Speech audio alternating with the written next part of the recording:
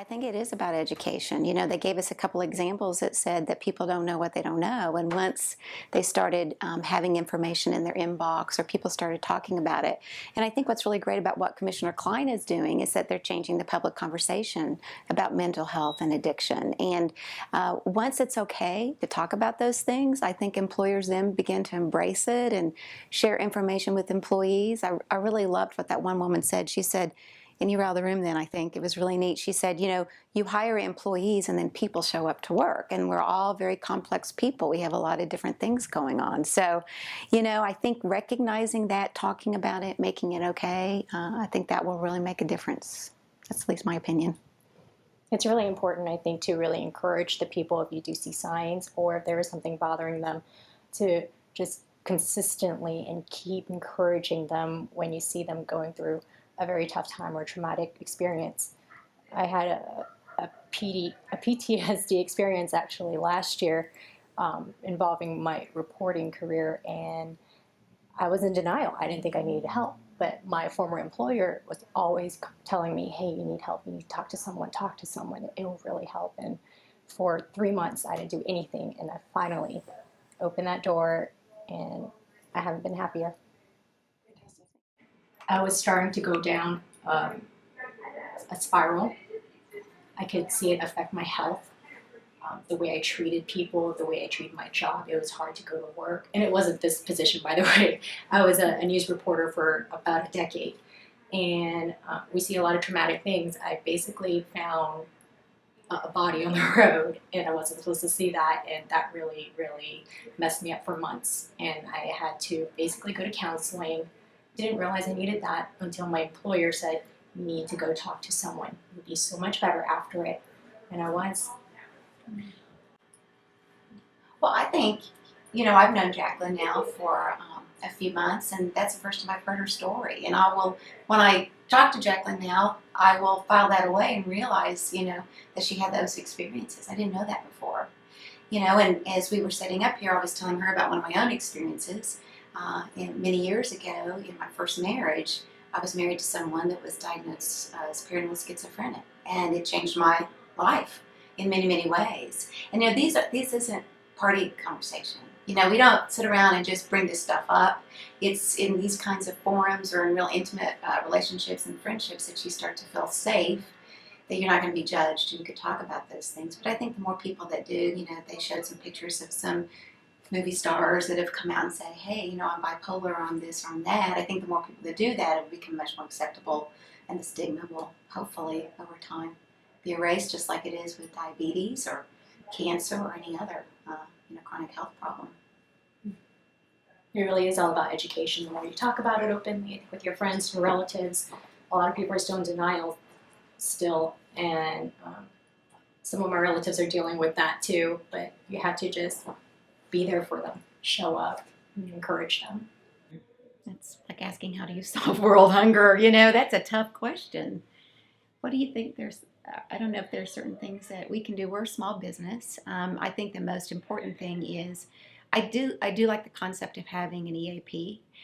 That's hard to do if you're a small business owner. You know, you can't really afford to have one, but it registered for me as a business owner that, you know what, we provide health insurance for our employees, so I really need to look into that and kind of figure out who is that contact person, who is that go-to person, and if I see signs. I mean, we live in and work in a very stressful environment day in and day out, and you know, I want to be able to have resources that I can give to the people that work with me, so that they have that other person to talk to. And I wouldn't have done that before today. So you ask, how do we go on? I think it's okay. You get educated, and then you take action.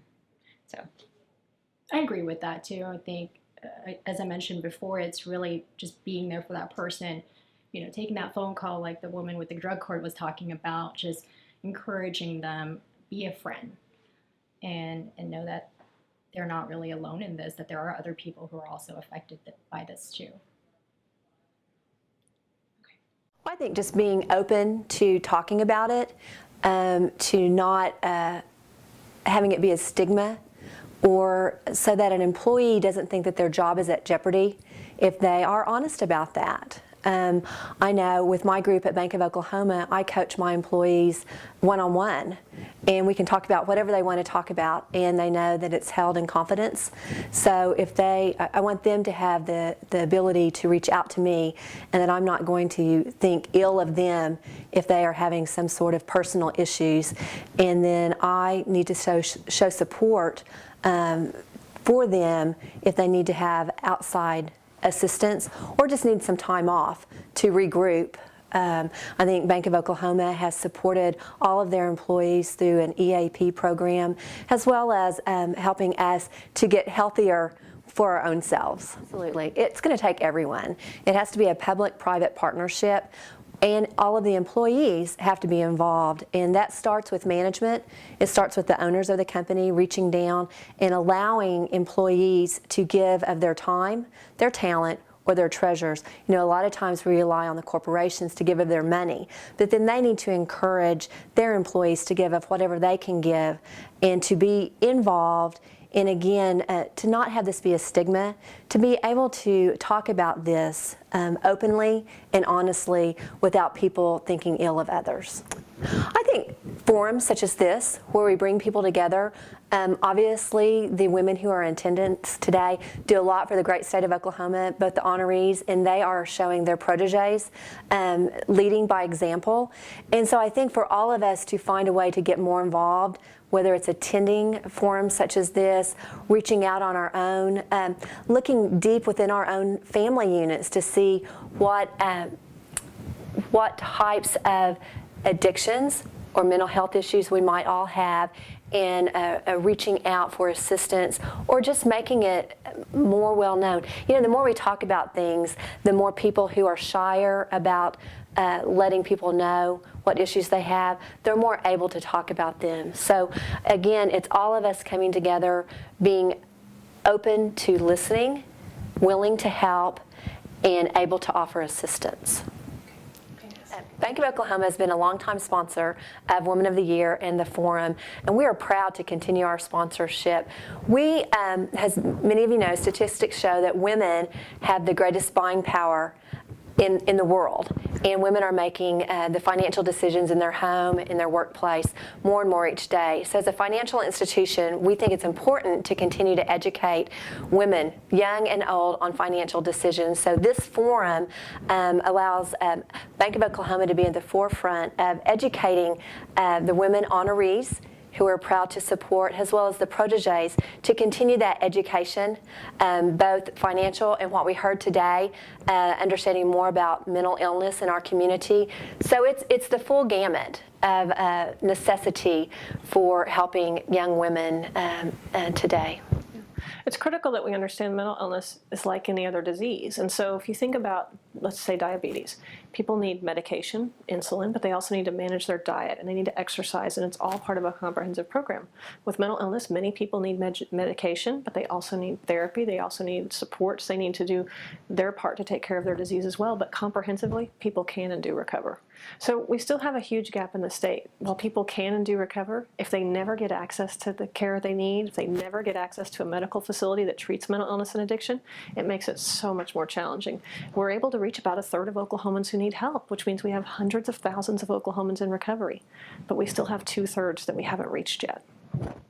So basically what we know on any given day, we've got about 245,000 Oklahomans struggling with substance abuse. We've got over 300,000 folks struggling with mental illness. We're making progress. Through the leadership of the governor and other folks, we've made progress, but we still need significant amount of dollars to reach folks. But we also need the business community to step up, to reach folks earlier before they ever need state services, because we know that the earlier you intervene with mental illness, you can stop the progression of the disease. Yeah, I think one of the amazing things we heard on the panel this morning was from Colleen Dame and her previous experience as the wellness coordinator for Chesapeake. They've made huge strides as a company in terms of taking care of their employees and their families' mental health and their brain health. And we know that that increases their bottom line, it increases productivity. And so that's a really great example of a company who felt like in order to help have the best company and the best employees that they could, they needed to address these issues. Yeah, so the new beds that recently opened October 1st in Tulsa, that's part of the funding we received last year from the legislature. We went out to competitive bid, and our amazing partner, Family and Children's Services, was successful in getting it. We're on the streets right now with another bid, so soon we're hopeful another community will have another crisis center and urgent care to open to help with the needs of their community. And we're going to continue to do more and fight for more to take care of the needs of Oklahomans. Yeah, so one of the things that Gail Zero Richards was talking about on the panel is the role the city plays in development in terms of housing. Because I think the issue of homelessness is all of our issues, but it really involves city planning. It involves really creating communities that are multi-use communities, that everyone lives there, not just people with mental illness and addiction, not just people who are homelessness, but you and I live there, everyone lives there, and it's really successful. I think one of the things we do about moving forward and why today is so exciting is other leaders are now understanding the importance of this, whether they're community leaders, whether it's just being a leader within their family and addressing the issues in their family, whether it's addressing the issues in the business community, or whether it's talking to policymakers to say, hey, we've got to continue to take steps to close that gap. And every year we take another step and we serve several more families. We are making a difference in Oklahoma.